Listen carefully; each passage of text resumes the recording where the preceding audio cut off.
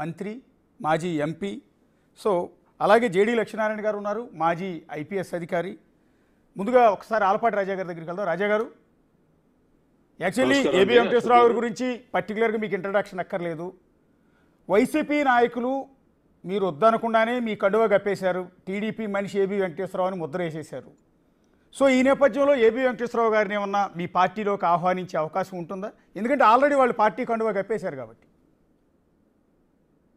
నమస్కారం అండి. అది వెంకటేశ్వర గారి యొక్క ఆలోచన బట్టి ఉంటుంది.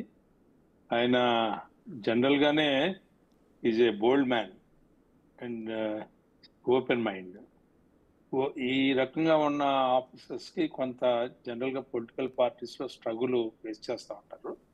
బట్ ఇది ఎక్స్ట్రీమ్ ఎండ్ తో ఆయన పదవి విరమణ చేయాల్సిన పరిస్థితి మనం చూసాం.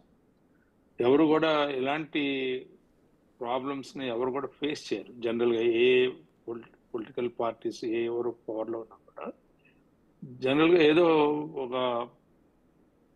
వేరే పోకలు నాన్ పోకలు అనే కాన్సెప్ట్ లో ఎవరికి వాళ్ళకి ఇష్టమైన వాళ్ళని మంచి ప్లేసెస్ లో పెట్టుకుంటారు, ఇష్టం లేని వాళ్ళని ఏదో పనికిరాని పోస్టులు అని ఏ ఒకటి ఉంటాయి కాబట్టి ఆ పోస్టులోకి పోస్ట్ చేసి వాళ్ళ మీద ఉన్న కక్షని వేరే రకంగా తీర్చుకోవడానికి ప్రయత్నిస్తారు. ఎక్కడ కూడా ఇంత ఓపెన్ గా ఏ పొలిటికల్ పార్టీ పవర్ లో ఉన్నా కూడా ఇంత ఓపెన్ గా హెరాస్ చేయటం అనేది మనం ఎప్పుడు చూసి ఉన్నాం. For the first time of it's kind in the history of administrative యాంగిల్లో ఆఫీసెస్ మీద ఏదో ఒక రెవెంజ్ లాగా జలస్, రెవెంజ్, కసి, ఇట్లా రకరకాలు ఎన్ని మాటలు అనుకున్నా కూడా సరిపోనటువంటి విధంగా ఆఫీసర్స్ ని హెరాస్ చేసినటువంటి ఇప్పుడున్నటువంటి ప్రభుత్వం చేసినటువంటి సంఘటనలు మనం ఇక్కడ ఏబీ వెంకటేశ్వరరావు అనగానే పొజిషన్ బట్టి మనం ఐడెంటిఫై చేసుకుంటా ఉన్నాం. ఇంకా అనేక మంది అనేక రూపాల్లో కింద ఆఫీసర్స్ దగ్గర నుంచి పై ఆఫీసర్స్ వరకు చాలా మంది సఫర్ అయిన వాళ్ళు ఉన్నారు. ఇదేంటంటే ఇంత ఓపెన్ గా 5 years ప్లేస్మెంట్ ఇవ్వకుండా అందులో పోలీస్ దీంట్లో ఎక్కడో చోట వాళ్ళకి ఒక మర్యాద పూర్వకంగా అయినా సరే చిన్న పోస్టులు ఇచ్చినా కూడా న్యూక్ అండ్ కార్నర్ లో ఎక్కడో చోట ఉంచుతారు.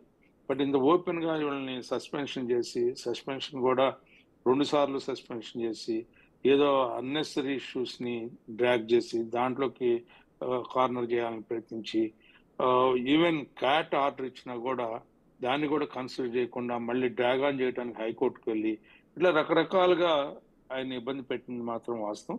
ఇలాంటి పరిస్థితుల్లో ఆయన పొలిటికల్ పార్టీస్ లోకి రావాలనే ఆలోచన ఉంటే అతనికి ఎటువంటి అభ్యంతరం లేదు. ఎందుకంటే పాలిటిక్స్ లోకి ఎవరైనా ఎంటర్ అవడానికి దానికి రూలు రిథము అనేది ఏం లేదు. ఎలాంటి వాళ్ళైనా ఎంటర్ అవ్వచ్చు. Being a citizen of this country they are having a right to enter into politics. Raja గారు ఏబీ వెంకటేశ్వరరావు గారిని ఎందుకు సస్పెండ్ చేశారు అంటే, సరే నిఘా పరికరాలను ఇజ్రాయెల్ నుంచి కొనుగోలు చేసే సందర్భంలో ఆయన అవినీతికి పాల్పడ్డారన్న ఒక ఆరోపణతో అదొకటి సార్, అదొకటి. రెండోది అసలు ఇంటర్నల్ ఏంటి, అది పైకి టెక్నికల్గా చూపించింది. ఇంటర్నల్గా చాలామంది మంత్రులు నేతలు చేసిన ప్రధానమైన కామెంట్ ఏంటంటే, ఇంటెలిజెన్స్ డీజీగా ఏబీ వెంకటేశ్వరరావు పనిచేసిన సందర్భంలో తెలుగుదేశం పార్టీతో అత్యంత సన్నిహితంగా ఉంటూ చంద్రబాబు నాయుడుకి మేలు చేసే ఉద్దేశంతో వైసీపీకి సంబంధించిన 23 మంది ఎమ్మెల్యేలని బలవంతంగానో కొనుగోలు చేసో టీడీపీలో చేర్చడంలో కీలక పాత్ర వహించింది ఏబీ వెంకటేశ్వరరావు. కాబట్టి ఆ పగ ద్వేషంతోనే వైసీపీ నేతలు, వైసీపీ సర్కార్ ఈ విధంగా ఇబ్బందులు పెట్టింది అనేది ఆ పార్టీ చెప్తున్నది. ఒకటండి, ఇంటెలిజెన్స్ ఎస్పీగా ఎవరు వర్క్ చేసినా కూడా ప్రో గవర్నమెంట్ గా పనిచేసే వాళ్ళని పెట్టుకుంటారండి. వాస్తవ పరిస్థితుల్ని every minute every second appraise చేసి వాట్ ఈస్ ద ఫ్యాక్ట్ అనేది గవర్నమెంట్ లో ఎవరైతే అధికారంలో ఉన్నటువంటి చీఫ్ మినిస్టర్ ఉన్నారో చీఫ్ మినిస్టర్కి డైరెక్ట్ గా యాక్సెస్ ఉంటుంది. వారికి ఉన్నప్పుడు ఉన్న విషయాలన్నింటినీ డిస్కస్ చేసేటప్పుడు దగ్గర అవటం అనేది చాలా సహజంగా అవుతూ ఉంటారు. Intelligent SP that A courageous and Brave and bold man కి ఇంకా దగ్గర అవడానికి అవకాశం ఉంటుంది. కొంతమంది అక్కడ చేసి అలాంటి ఫెయిల్యూర్ అయిన వాళ్ళు వెనక్కి వెళ్ళిపోయిన వాళ్ళు కూడా చాలా మంది చూస్తూ ఉంటాం.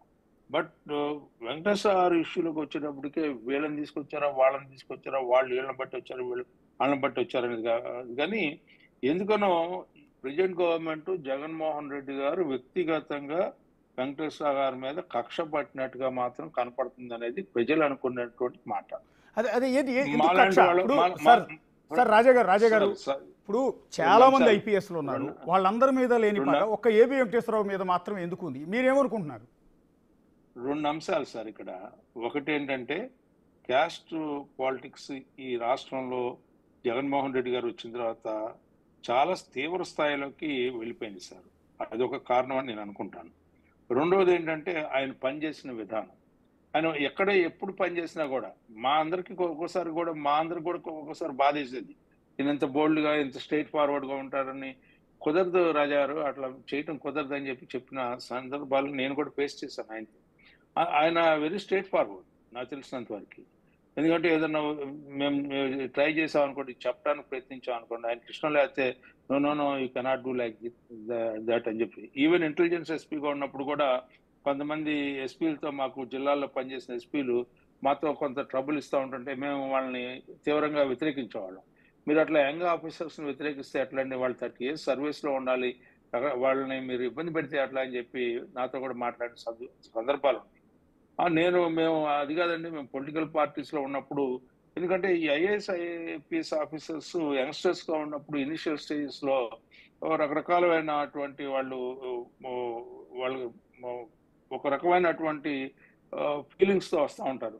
పొలిటీషియన్స్ అంటే అందరూ తప్పు అని, కొంతమంది చాలా తక్కువ మంది వాళ్ళు పొలిటీషియన్స్ని గౌరవించే పద్ధతిని మనం చూస్తూ ఉంటాం. ఆ ఇనిషియల్ స్టేజెస్లో వాళ్ళకు కూడా అప్ అండ్ డౌన్స్ ఎదురైన తర్వాత సర్దుకుంటారు, ఉన్న పరిస్థితులకి అనుకూలంగా ఉంటా ఉంటారు.